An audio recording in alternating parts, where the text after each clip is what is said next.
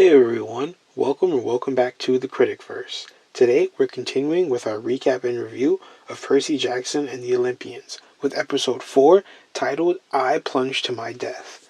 Now, before we get to the review, don't forget to like, comment, and subscribe to follow along as we continue to review the rest of the season, keep updated on all things Critic-Verse, and to help me reach my current goal of 500 subscribers.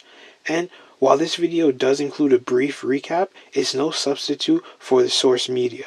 So I hope you've seen the episode first. Now on to the rest of the video. The episode is once again titled I Plunge to My Death, which is in reference to chapter 13 from the book, which uses the same title.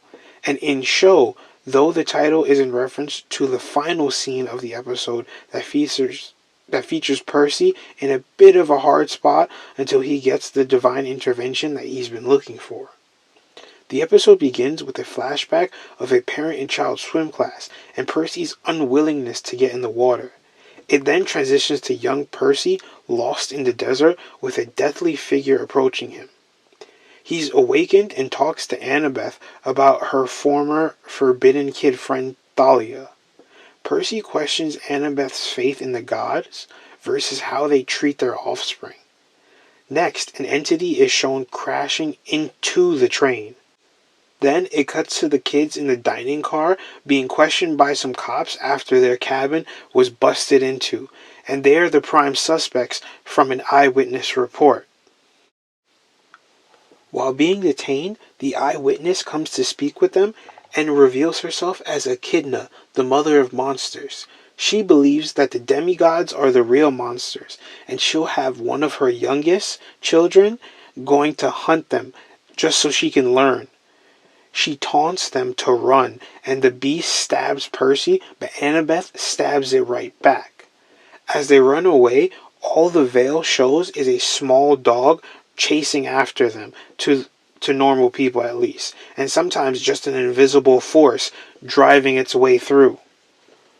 They find a stinger left on Percy before they deboard the train. Worried about the creature hunting Annabeth, suggests they find a temple as a sanctuary.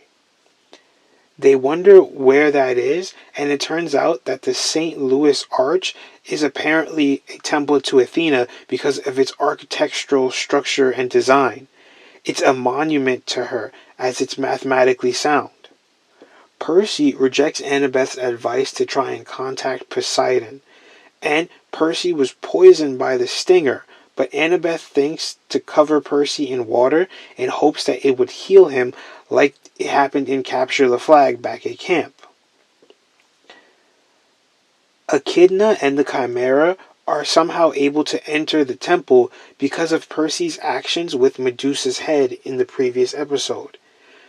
Annabeth, being a part of it, embarrassed Athena, and this is Athena's punishment for Annabeth. Now, after Annabeth volunteers to hold the Chimera off, but Percy fakes giving her his sword in order to sacrifice himself instead. And it's not looking good for Percy, as the poison really seems to be getting to him. But he stands tall, at least as much as he can, with his sword in hand.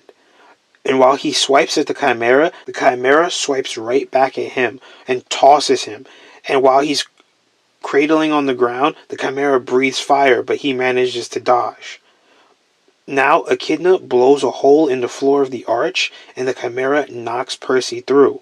And as Percy is hanging on for his life, Echidna taunts him, and he falls. And as he's falling, a water spout grabs him and pulls him into the river. While underwater, Percy is struggling to try and get to the top, but the Lady of the Lake delivers a message to him from Poseidon, that he's proud of Percy, to trust in him, and to breathe, revealing Percy can breathe underwater. End of episode.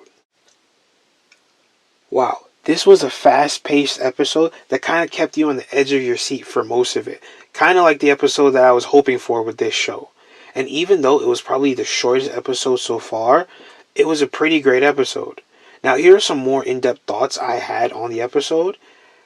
Just that an interesting juxtaposition was the episode beginning and ending in water for Percy.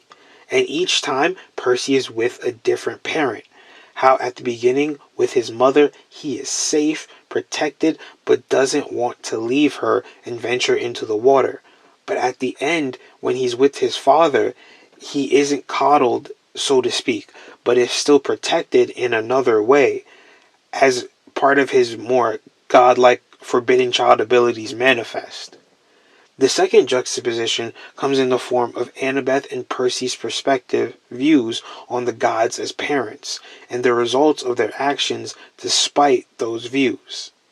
Annabeth shows unwavering faith in her mother, but Percy's actions embarrassed Athena,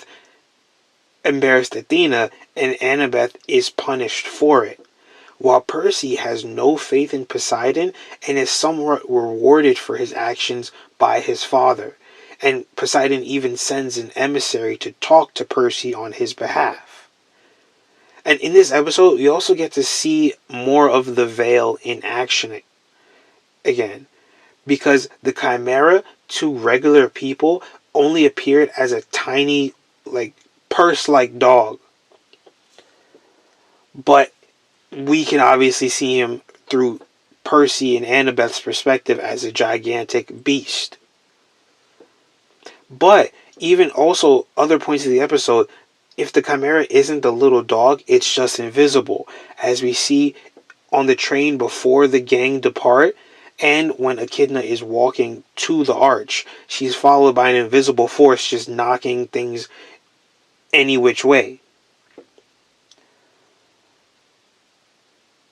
We get to dive more into Grover's personality in this episode with the funny beginning scene where they wake him up and they talk about how cranky he can be when he doesn't get enough sleep.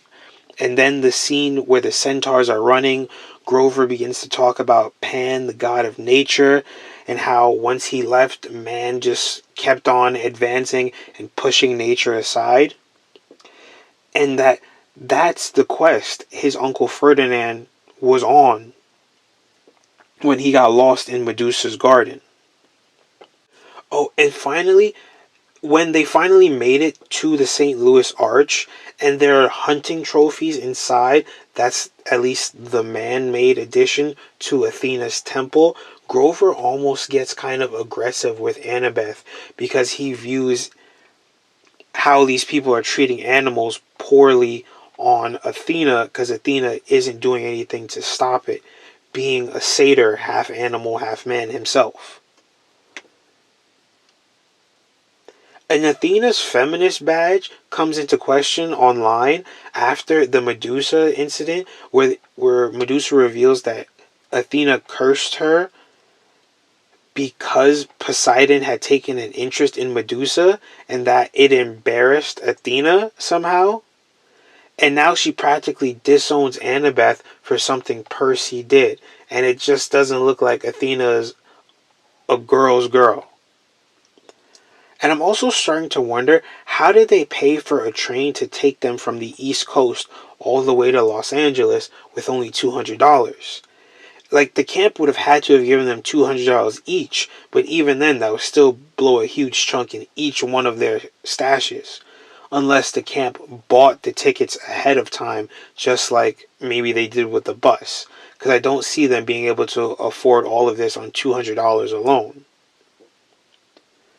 The scene where Poseidon rescues Percy was an awesome way to end the episode, and I can't wait to see what comes next. See you next time in the Critic-Verse.